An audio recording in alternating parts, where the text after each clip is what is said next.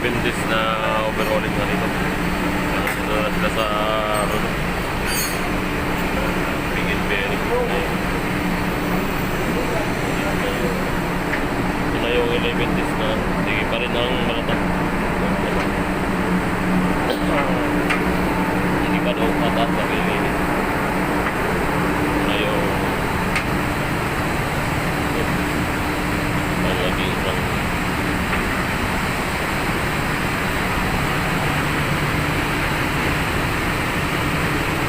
bigin bearing.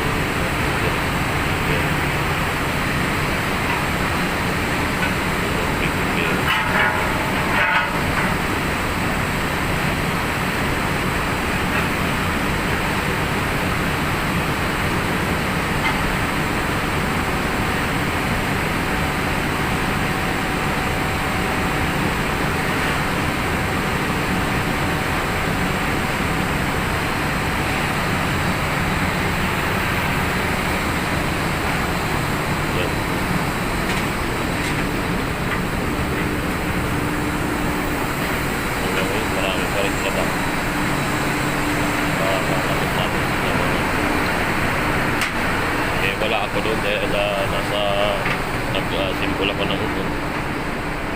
Ito ako lang sa mga lahat ng Batch 81 ng Northern Midlands Boulevard sa North Baran City. Oh, kaya buwatan na nga tayo itong artista ko. Ayan. Dinala pala ni Jel. Dinala pala ni Donato. Nandun yung karton, puno. Dinala pala. Ito yung kaya pala hanap na isa sa mga pump na ina-assemble namin. Para hindi na natin i-identify dahil tapos na to eh. Nasa ano na to.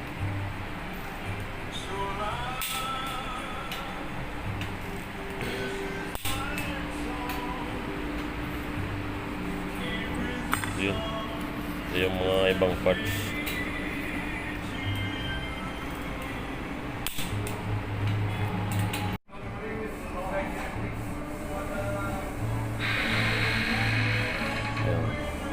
Yan na yung seating niya, yung may dilaw na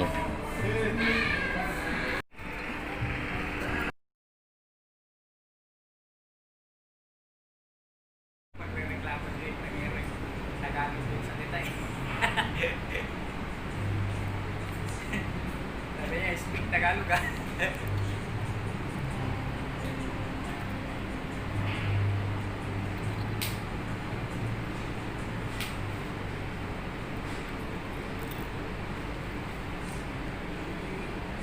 So this is what we assemble. First, this is for you. After I will add the position now. Okay guys, this is the part 2 of the how to assemble the fuel pump. Because somebody asking for English version for assembling fuel pump. This is the English version. So this is the pump head. The pump head have two bulb. The delivery bulb. This is the non-return bulb. It's the non-return bulb going on this hole like this, and the delivery bulb. So guys, one pieces of wood. Like that.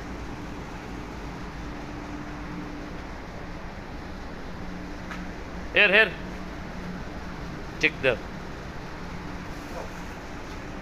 Down. You see? Kita mo? Kita mo? Cylinder liners. This is the delivery bulb. Delivery bulb. What? Like this position. Yeah. And then going like this. The spring is down, and then this one is on the top. This non-return bulb, the bulb is down, and then the spring is on the top. And this element, pump element, this is the up This is the down o-ring, and the position of this toe o-ring is like this, or this sailing ring. The o-ring must be in the middle, like this. And the control sleeve with the fuel rack, they have the pointer, but this is the fuel pump timing. This position like this, now in the middle. Yeah, you can see, you see, this is the control sleeve on the fuel rack, like that. And this is the lower spring retainer, and the upper this is the sealing for the upper spring retainer, or the upper retainer. And this is the flange, this o-ring, this flange going there, and this another o-ring from in this side. And this one, the piston for the emergency overload trip. This is the position of the o-ring, this one. Okay, and then after I will show you the how to assemble the pump element on this side. And this one, this big o-ring is coming from here, on this side. After I show you how to assemble. Okay, stop.